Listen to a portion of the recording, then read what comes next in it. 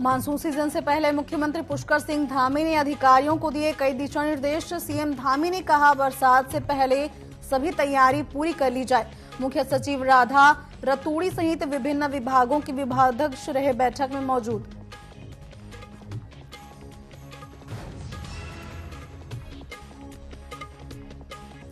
कांग्रेस भले ही उत्तराखंड में 5 लोकसभा सीट हार गई हो, लेकिन देश भर में कांग्रेस के प्रदर्शन से कांग्रेसी कार्यकर्ता उत्साहित।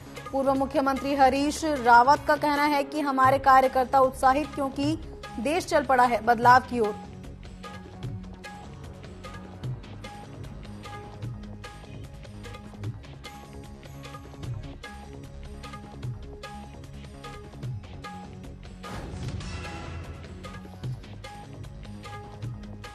उत्तराखंड के कृषि मंत्री गणेश जोशी ने अधिकारियों को दिए सख्त निर्देश। उन्होंने कहा 10 से 12 बजे तक ऑफिस में बैठकर जनता की सुनेंगे फरियाद। इसी के साथ देश के प्रधानमंत्री नरेंद्र मोदी के नेतृत्व में जो सरकार, उनसे देश की 140 करोड़ जनता पूरी तरह से संतुष्ट।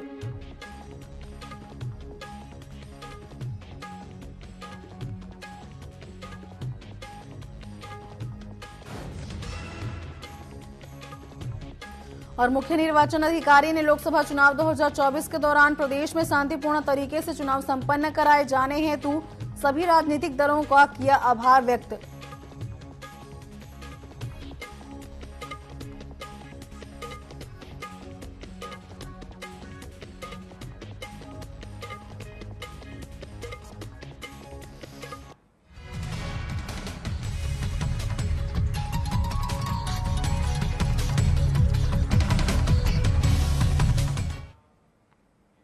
नमस्कार, न्यूज अपडेट देख रहे हैं आप और मैं हूं आपके साथ कमलेश्वरी साहू। तो चलिए इस वक्त की बड़ी खबर से आपको अपडेट करवाते हैं जो देहरादून से सामने आई है।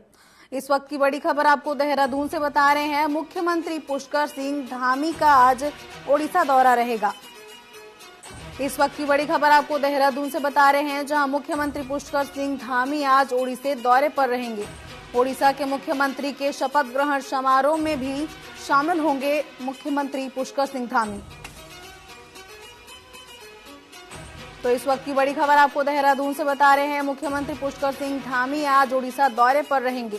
मोहन चरण मांझी आज लेंगे ओडिशा के मुख्यमंत्री पद की शपथ। सीएम धामी ने चरण मांझी को दी बधाई। मुख्यमंत्री पुष्कर सिंह धामी आज ओडिशा दौरे पर रहेंगे, जहां वे ओडिशा के नए मुख्यमंत्री के शपथ ग्रहण समारोह में भी शामिल होंगे।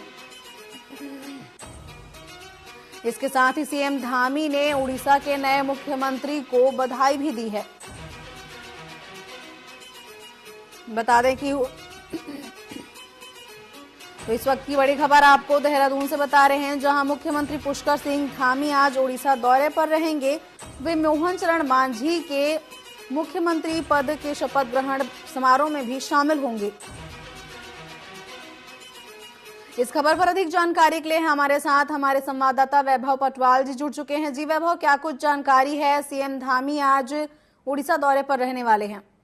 आपको बता दूं, जो सीएम धामी वो उड़ीसा के दौरे पर निकलेंगे, जहां पर वो उड़ीसा के जो मुख्यमंत्री हैं उनके शपथ ग्रहण समारोह में वहां पर शामिल होंगे। मोहन चरण मांझी हैं, वही उड़ीसा के शपथ यहाँ पर लेंगे। वही मुख्यमंत्री पुष्कर सिंह धामी ने उड़ीसा भाजपा के विधायक नेता चुने जाने पर भी मांझी को यहाँ पर बधाई दी है। उनका मानना है कि प्रधानमंत्री नरेंद्र मोदी के मार्गदर्शन में जो उड़ीसा के नवनिर्वाचित मुख्यमंत्री हैं वो एक नया कीर्तिमान यहाँ पर स्थापित करेंगे। जी, तमाम जानकारियों के लिए धन्यवाद वैभव जी आपका। तो ये थे हमारे साथ हमारे संवाददाता वैभव पटवाल जी, जिन्होंने बताया कि मुख्यमंत्री पुष्कर सिंह धामी आज ओडिशा दौरे पर रहेंगे। वे ओडिशा के नए मुख्यमंत्री के शपथ ग्रहण समारोह में भी शामिल होंगे।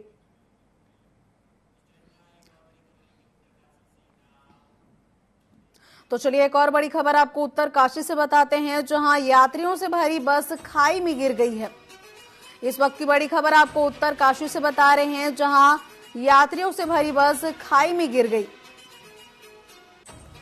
सड़क से 15-20 मीटर नीचे गिरी बस। इस वक्त की बड़ी खबर आपको उत्तरकाशी से बता रहे हैं, जहां यात्रियों से भरी बस सड़क से 15-20 मीटर नीचे खाई में गिर गई है। हादसे में एक महिला की मौत, वहीं 4 व्यक्ति गंभीर रूप से घायल बताए जा रहे हैं। बड़ी खबर आपको उत्तरकाशी से बता रहे हैं, जहां एक यात्रियों से भरी बस सड़क के 15-20 मीटर नीचे खाई में गिर गई, जिससे एक महिला की मौत हो गई। वहीं कई लोग गंभीर रूप से घायल बताए जा रहे हैं। एसडीआरएफ और एनडीआरएफ की टीम मौके पर पहुंचकर रेस्क्यू ऑपरेशन में जुटी हुई है। तो इस वक्त की बड़ी खबर आपको उत्तरकाशी से बता रहे हैं, जहां यात्रियों से भरी बस खाई में गिर गई है। आज जो है रात में 9 बजे लगभग डिस्ट्रिक्ट कंट्रोल रूम को सूचना मिली कि गंगनानी के पास में एक बस जो है वो दुर्घटनाग्रस्त हो गई है। बस का नंबर UK 06PA 1218 जो कि उधम सिंह नगर की है। इसमें अभी तक की मिली जानकारी के अनुसार 27 लोग थे। इनको जो है तुरंत ही जो है पुलिस जो थी वहाँ पे पास में पुलिस चौकी थी और होमगार्ड थे, तो उन्होंने और लोकल लोगों की मदद से जो है रेस्क्यू ऑपरेशन चला दिया। बाकी SDRF, NDRF, फायर और बाकी सब लोग ने भी जो इसमें आके जो है तुरंत ही इस रेस्क्यू ऑपरेशन का अंजाम दिया गया, जिसमें सभी लोगों को जो है रेस्क्यू कर लिया गया है। और अभी जो है 27 में से जो है 26 लोग जो है इंजर्ड हैं। उन लोगों को जो है PHC भटवाड़ी और डिस्ट्रिक्ट हॉस्पिटल उत्तरकाशी भेज दिया गया है। एक महिला जो है जो है वो जो है मृत बताई जा रही है। बाकी सब लोग जो है इंजर्ड हैं, बट अभी सब लोग जो है डॉक्टर के अनुसार जो है सभी लोग ठीक है। एक के सर में चोट है, वो क्रिटिकली इंजर्ड है, उसको हायर सेंटर रेफर करने पर विचार किया जा रहा है।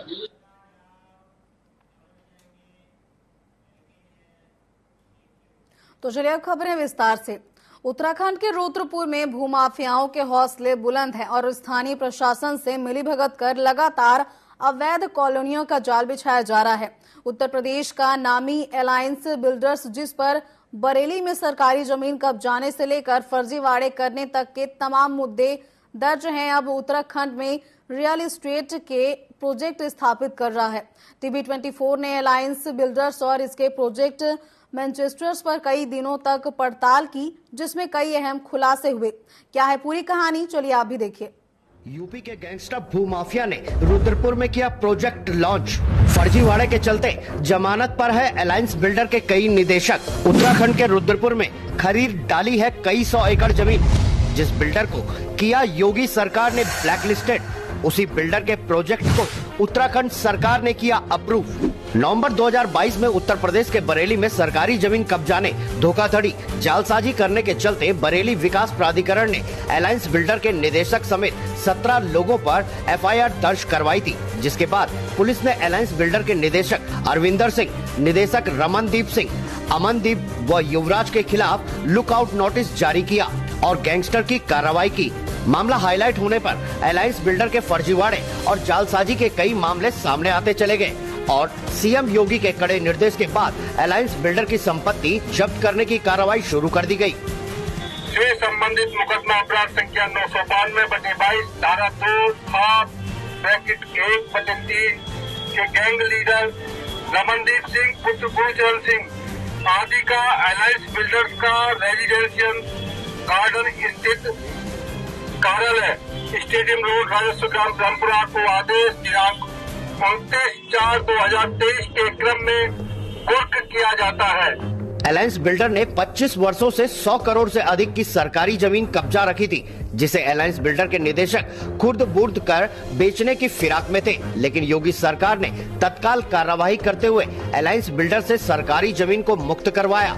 इसके अलावा अलायंस बिल्डर ने कई लोगों से धोखाधड़ी कर उनकी जमीन कब्जाने, फर्जी रजिस्ट्री करने, जालसाजी से जमीन बेचने जैसे संगीन मामले सामने आते चले गए, जिसके बाद पुलिस ने अलायंस बिल्डर के ऑफिस और निदेशकों के ठिकानों पर छापेमारी की, जिसमें 41 बोरन में बंद हजारों की संख्या में रजिस्ट्रियां बरामद की गई और अलायंस बिल्डर के निदेशकों और कर्मचारियों को हिरासत में लिया गया और अलायंस बिल्डर की 150 करोड़ से अधिक की संपत्ति कुर्क करने की कार्रवाई की गई। अलायंस बिल्डर, जिसे उत्तर प्रदेश सरकार ने भूमाफिया होने के चलते गैंगस्टर और भगोड़ा घोषित किया हुआ है, उत्तराखंड में करोड़ों छाप रहा है। अलायंस बिल्डर उत्तर प्रदेश के बाद अब उत्तराखंड में फर्जीवाड़ा करने की कोशिश में है, जिसके चलते उत्तराखंड में भी कई 100 एकड़ जमीन अधिकारियों की सांठगांठ के चलते खरीद चुका है। अलायंस बिल्डर ने नया प्रोजेक्ट अलायंस मैनचेस्टर नाम से रेरा में पंजीकृत करवा दिया है। अलायंस मैनचेस्टर प्रोजेक्ट जो रुद्रपुर के किच्छा रोड पर हाईवे में लगा हुआ है और राजस्व ग्राम भमरौला के अंतर्गत आता है। अलायंस मैनचेस्टर प्रोजेक्ट रेरा के नियमों को पूरा नहीं करता है, बावजूद इसके अलायंस बिल्डर का प्रोजेक्ट अप्रूव कर दिया गया है। भमरौला के ग्राम प्रधान जियाउल रहमान से मिली जानकारी के अनुसार अलायंस मैनचेस्टर प्रोजेक्ट 34 एकड़ में बना हुआ है और पूरी तरह से वैध है, लेकिन रेरा के अनुसार इसका प्रोजेक्ट एरिया 28 एकड़ है और कवर्ड एरिया मात्र 14 एकड़।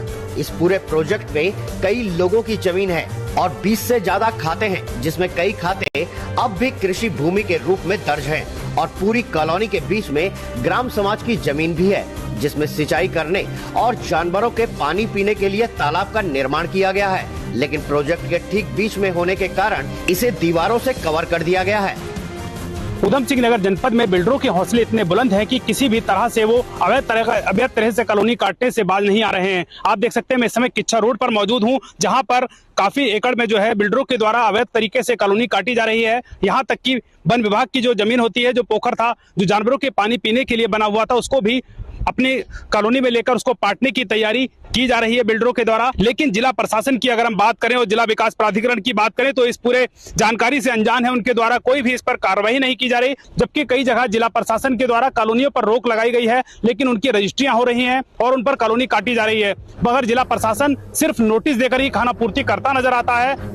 जब इस पूरे मामले में मीडिया ने जिला विकास प्राधिकरण के अधिकारियों से बात करने की कोशिश की तो सभी ने पल्ला झाड़ लिया, लेकिन साफ पता चलता है कि उत्तर प्रदेश का भूमाफिया उत्तराखंड सरकार के अधिकारियों से मिलीभगत कर रुद्रपुर में प्रोजेक्ट को स्थापित कर रहा है। अलायंस बिल्डर जिन पर सरकारी जमीन कब्जाने और फर्जीवाड़ा करने के लिए बरेली में तमाम मुकदमे दर्ज हैं, अब इसी अलायंस बिल्डर ने रुद्रपुर में एक नया प्रोजेक्ट अलायंस मैनचेस्टर लॉन्च कर दिया है और उत्तराखंड सरकार से अप्रूव भी करा लिया है। अलायंस मैनचेस्टर प्रोजेक्ट, जिसके प्रोजेक्ट एरिया को लेकर विरोधाभास है, साथ ही प्रोजेक्ट के ठीक बीच में ग्राम सभा का तालाब और कृषि जमीन को लेकर भी मामला स्पष्ट नहीं है। और खास बात है, अलायंस बिल्डर जिसे उत्तर प्रदेश की योगी सरकार ने बैन कर दिया है, ऐसे में उत्तराखंड के जिला प्रशासन के द्वारा प्रोजेक्ट को अप्रूव कर देना कहीं न कहीं भूमाफियाओं और स्थानीय अधिकारियों का गठजोड़ दिखाता है। हमारी निवेशकों से अपील है कि निवेश करने से पहले बिल्डर को जरूर जान ले और जिस जमीन पर प्रोजेक्ट बनाया जा रहा है उसके भी सभी दस्तावेजों का स्वयं निरीक्षण करें, ताकि आपकी गाड़ी कमाई भूमाफिया के फर्जीवाड़े में न डूब जाए।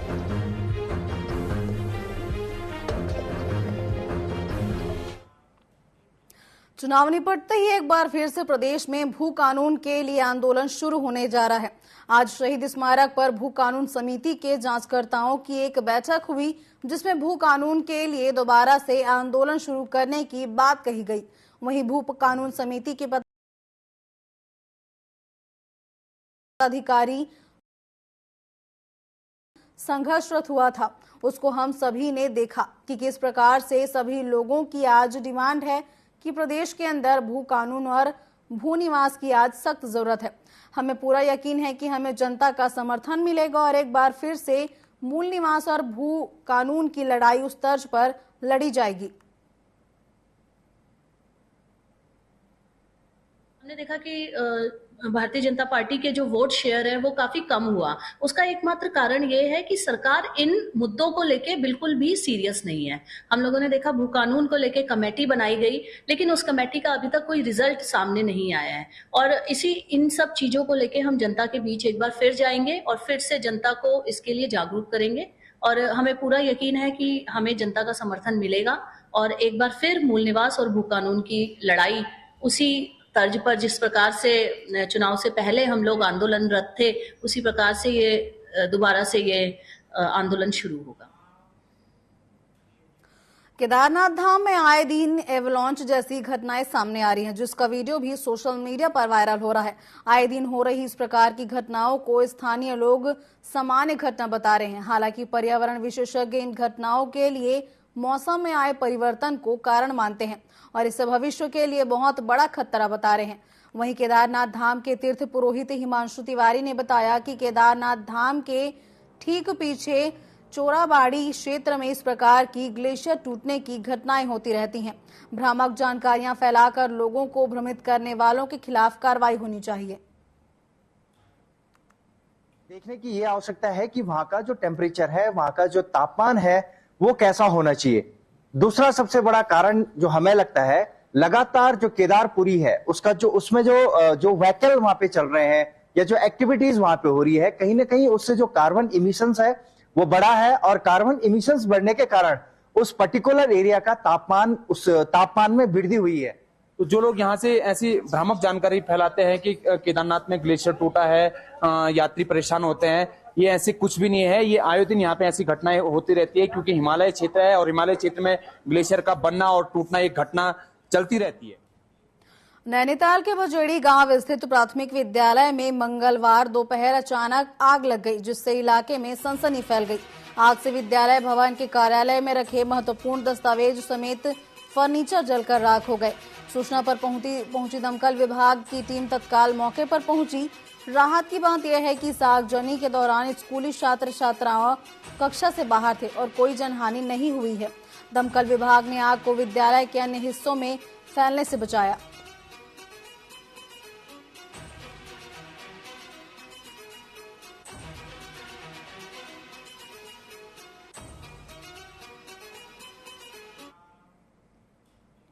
उधम सिंह नगर के खटीमा कोतवाली पुलिस ने एक स्मैक तस्कर को गिरफ्तार किया है। पुलिस ने तस्कर के पास से 42 ग्राम स्मैक बरामद किए हैं। पुलिस ने एनडीपीसी एक्ट के तहत मामला दर्ज कर लिया है। एसपी चंद्रशेखर घोड़के ने मामले पर खुलासा करते हुए बताया कि खटीमा पुलिस ने 42 ग्राम स्मैक के साथ एक तस्कर सगीर अहमद को गिरफ्तार किया है। आरोपी पर पहले भी 4 मुकदमे दर्ज हो चुके हैं।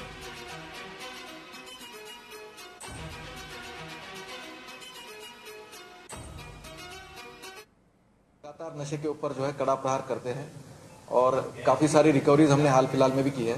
इसी क्रम में कोतवाली खटीमा की टीम को एक बहुत ही अच्छी सफलता प्राप्त हुई है। एक तस्कर जो है समीर अहमद, ये इस्लाम नगर खटीमा का निवासी है, इसको लगभग 42.64 ग्राम स्मैक के साथ, जिसकी अनुमानित कीमत बाजार में जो है 1.25 से 1.5 लाख है, 42.64 ग्राम स्मैक के साथ इस अभियुक्त को हमने गिरफ्तार किया है। और इस पे जो है 4 मुकदमे पहले से ही हैं, जिसमें से 3 एनडीपीएस के और एक 302 का भी मुकदमा है। तो ये पूर्व में जेल में भी रह के आ चुका है और इसका आपराधिक इतिहास भी रहा है और ये आदतन एनडीपीएस का काम करने का आदी भी है। तो ऐसे एक शातिर अभियुक्त को गिरफ्तार करते हुए कोतवाली खटीमा की टीम ने, सीओ खटीमा ने एक अच्छी सफलता प्राप्त। टनकपुर तवाघाट सड़क पर मंगलवार को एक दर्दनाक सड़क हादसा हुआ है, जिसमें 2 लोगों की मौत हो गई। बताया जा रहा है कि कार धारूचूला से तवाघाट जा रही थी, तभी रोकती पुल के 0 पॉइंट के पास अनियंत्रित होकर दुर्घटनाग्रस्त हो गई, जिसमें एक युवक की मौके पर ही मौत हो गई। वहीं कार में सवार एक बच्चे की भी इलाज के दौरान मौत हो गई है। फिलहाल हादसे में घायल एक बच्चे का इलाज अस्पताल में जारी है। इधर पुलिस ने मामला दर्ज करते हुए आगे की जांच शुरू कर दी है।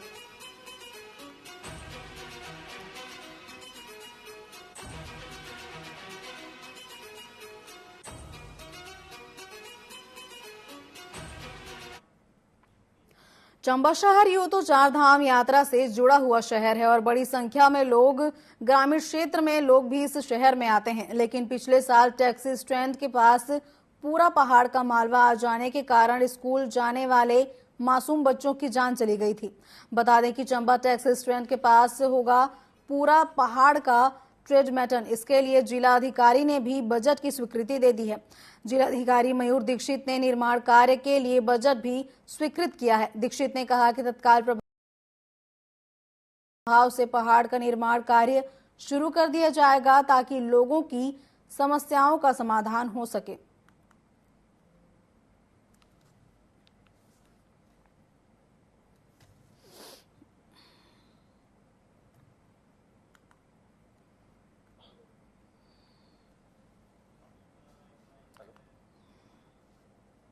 लैंडस्लाइड हुआ था, उसकी हमने एक डिटेल स्टडी कराई है टीएचडीसी के माध्यम से, और उसमें हम लोग जनपद से धनराशि आवंटित करेंगे टीएचडीसी को, और टीएचडीसी के द्वारा ही वहां पर स्लोप ट्रीटमेंट का काम और मलबा निस्तारण का काम किया जाएगा।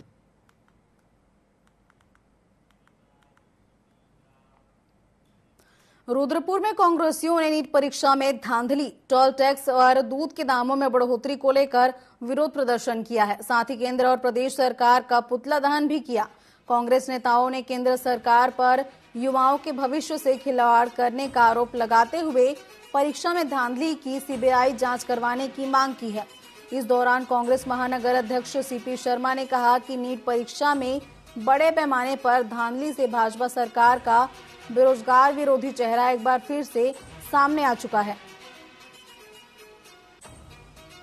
छात्र छात्राएं हैं जो दिन रात मेहनत करते हैं, पढ़ते हैं और उनके माता पिता किस किस हालात में उनको पढ़ा के कैसे कर्जा करके लोगों से पैसा लेके अपने बच्चों के भविष्य के लिए उनको अच्छी शिक्षा देने का काम करते हैं। उनको वो बच्चे मेहनत करते हैं, लेकिन दुर्भाग्य है इस प्रदेश का और इस देश का कि जब से भाजपा सरकार सत्ता में आई है पूरे के पूरा सिस्टम पूरा का पूरा सिस्टम हाईजैक किया जा रहा है।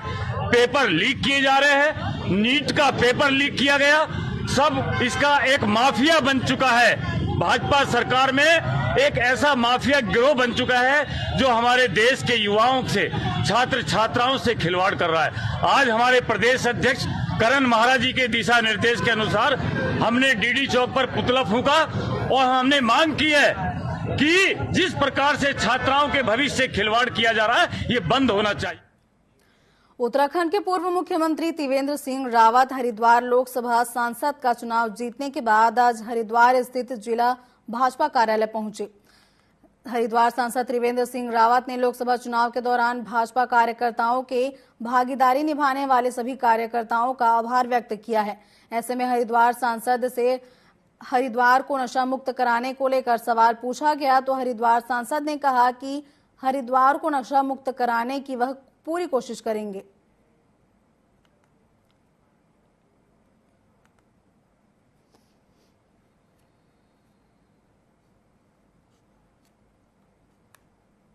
बहुत बड़ी समस्या है और भारत सरकार ने इसके लिए काफी फोकस किया है।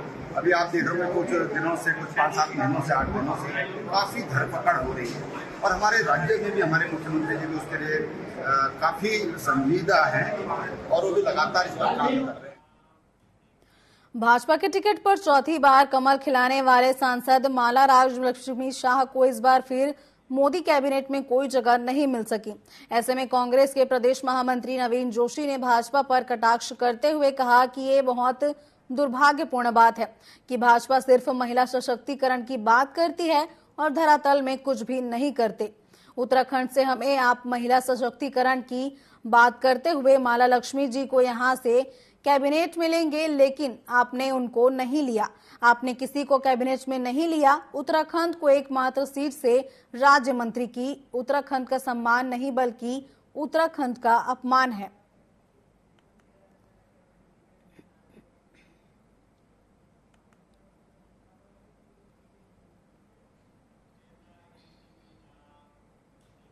उत्तराखंड की खाली हुई 2 विधानसभा सीटों के लिए चुनाव तारीखों का ऐलान कर दिया गया है। चुनाव आयोग ने बद्रीनाथ और मंगलौर सीटों के लिए तारीख की घोषणा कर दी है। दोनों सीटों पर नोटिफिकेशन 14 जून को जारी होगा। इसके साथ ही नामांकन भरे जाने की प्रक्रिया शुरू होगी। 21 जून तक नामांकन फॉर्म दाखिल किए जाएंगे। वहीं 24 जून को नामांकन फॉर्म की स्क्रूटनी की जाएगी। वहीं 26 जून तक नामांकन पत्र वापस लिए जा सकेंगे। इसके लिए बाद ही प्रत्याशी चुनाव मैदान में अपना प्रचार कर सकेंगे, जो 8 जुलाई तक चलेगा। वहीं 10 जुलाई को वोटिंग होगी और 13 जुलाई को मतों की गिनती की जाएगी।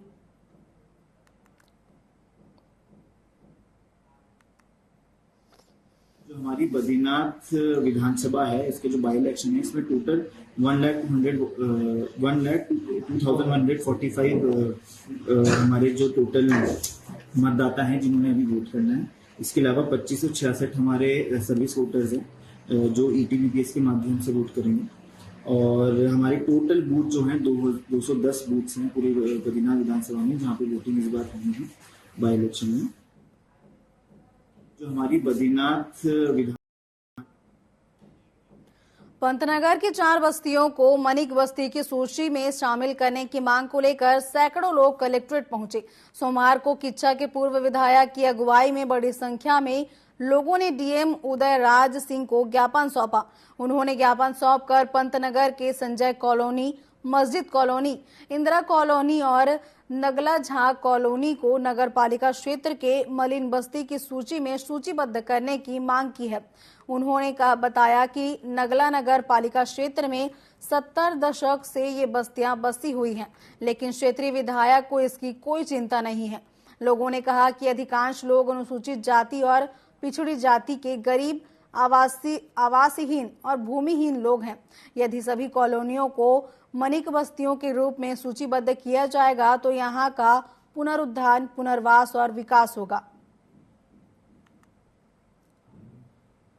मुख्य सचिव ने सारे जिले के जिलाधिकारियों को चिट्ठी भेजी है कि अपने जिले में जो नगरीय क्षेत्र हैं वहाँ जो मलिन बस्तियाँ रह गई हों उनकी सूची भेजें ताकि उनको वहाँ पर सूचीबद्ध किया जा सके। तो मुझे आज हम सब लोग पंतनगर क्षेत्र के जो नगला नगर पालिका है वहाँ नगला मलिन बस्ती, संजय कॉलोनी मलिन बस्ती, मस्जिद कॉलोनी नई बस्ती, इंदिरा कॉलोनी मलिन बस्ती और झा कॉलोनी, इस टाइप की जो मलिन बस्तियाँ हैं उनके प्रतिनिधि यहाँ आए हैं और हम लोग जिलाधिकारी जी से मिलकर के उनसे अनुरोध कर रहे हैं कि जो शासन ने रिपोर्ट मांगी है उसमें जल्दी से इन बस्तियों का चिन्हीकरण करके भेज दिया जाए। न्यूज अपडेट में फिलहाल बस इतना ही। आप बने रहिए टीवी 24 के साथ। नमस्कार।